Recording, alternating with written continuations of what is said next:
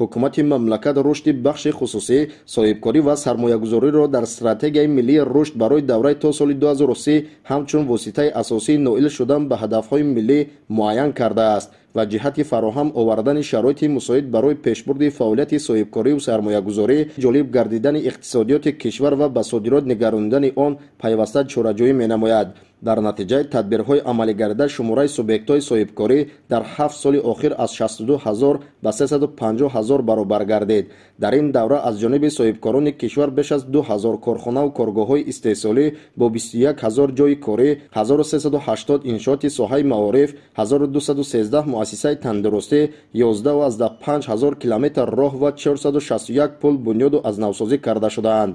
дар вилояти Хатлон бо саҳми соҳибкорон ва аҳолӣ 232 километр роҳҳо таъмири асосӣ гашта, 24,4 километр таъмири ҷорӣ ва 414,4 километр санфач гардида, илова ба ин 74 қубурҳо таъмиру навсозӣ карда шудаанд.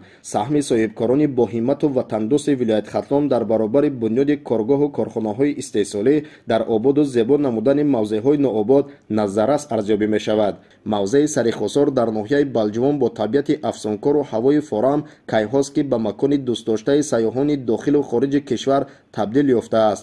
дар чунин минтақаи кӯҳӣ ва табиати зебо бо саҳми соҳибкори ватанӣ қомат афрохтани иншооти нави хизматрасонӣ ва фароҳам овардани шароити мусоид барои истироҳату фароғат аз иқдомҳоест ки маҳз дар доираи дастгирӣ ёфтани соҳибкорон аз ҷониби роҳбарияти ҳукумати кишвар рӯи кор омада дар хизмати сокинону меҳмонон қарор дорад. мо як аз соҳибкори ватанӣ иқдом гирифтем ки мо ҳамин саҳми химона барои ҳамин ободу зебо кардани ҳамин кишвари химон бигузорем. мақсади ҷониби bo'lgan ҳамае ки имрӯз бояд мо ба ҷаҳонон ишон мекунем ки миллати тоҷик таърихи гузашта дорад, меҳмоннавоз аст.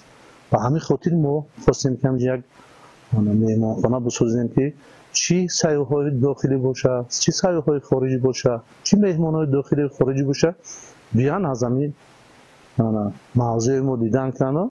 маҷмӯаи тозабунёд дар миёни кӯҳсор, табиати хушбоду ҳаво ва даштҳои санглох бунёд гардида, дорои шароити муосир баҳри фароғати сайёҳону сокинон сохта мавриди истифода қарор дода шудааст. дар атрофи иншооти мазкур шаршараю фаввораҳо бо санъати баланди меъморӣ сохта шудааст ки табъи ҳар нафаре ки ба ин макон меояд хеле болида мегардад.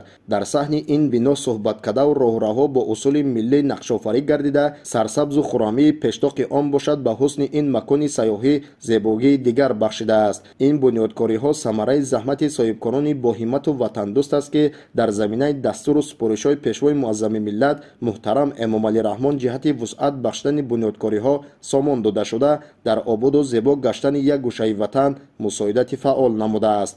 мавриди зикр аст ки дар шароити муосир соҳибкорон кафили устувории иҷтимоӣ ва сиёсии ҷомеа мебошанд. имрӯз соҳибкорон ҷойҳои нави корӣ фароҳам месозанд, буҷети давлатро ғанӣ мегардонанд, маҷмӯи маҳсулоти дохилии мамлакатро афзун мегардонанд ва ба баланд бардоштани сатҳи некуаҳолии сокинони мамлакат мусоидат менамоянд. боиси зикр аст ки имрӯз дар иқтисодиёти ҷумҳурии Тоҷикистон ба инкишофи соҳибкории истеҳсолӣ аҳамияти махсус дода мешавад, зеро фаъолияти соҳибкорӣ ба тағйирдеҳии сохтори соҳавии иқтисодиёт, фароҳамсозии ҷойҳои нави корӣ, тавсеяи бозори истеъмолӣ, баланд бардоштани иқтидори содиротии мамлакат, истифодаи самараноки иқтидорҳо ва захиравии ашёвии кишвар, баланд бардоштани сатҳи фарҳанги ҷомеа, ташаккули арзишҳо ва ғояҳои нав мусоидат менамояд. имрӯз ширкати мо 2350 нафар коргар дорад. ин ки аз соли 95 ҳозира. ин пешравӣ нест. мо заводи орд кардем, заводи равғанбарорӣ, заводи пахта, заводи семент, заводи қишбарорӣ, тамоми самтҳои фаъолиятиҳо қади мо кор мекунем. 2350 нафарам имрӯз бигзор 1000 сом рош мегирад, 2000 сом мегирад, бигзор 30% зиндагиш дар қалам мегзарад. کار فعالیت میکنن شرکت ما یک شرکت بنفوذ ولایت کافون ممکن هر ماه زیاده 1 میلیون 1,200,000 تومان ما با بودجه دولت کارخانه ما انداز پرداخت میکنن، معاش میدن، پول برق میدن. فکر کار میکنیم ان شاء الله ما شغلانه میکنیم. ما آینده ما شهرنامه داریم با دولت ترکیه، دولت چین با کارخانه زیادتر داریم. ما مردم میخوان ما صاحب جای کاری کنیم. سهم صاحبکاران وطنی در برابر دیگر بخش‌ها همچنین در فعالگردانی صاحبکاری استحصالی، یعنی بر راه ماندن فعالیت کارگاه و کارخانه‌های استحصالی که بر رشد اقتصادیات مملکت مساعدت می‌کند، نظر است عنوان می‌شود.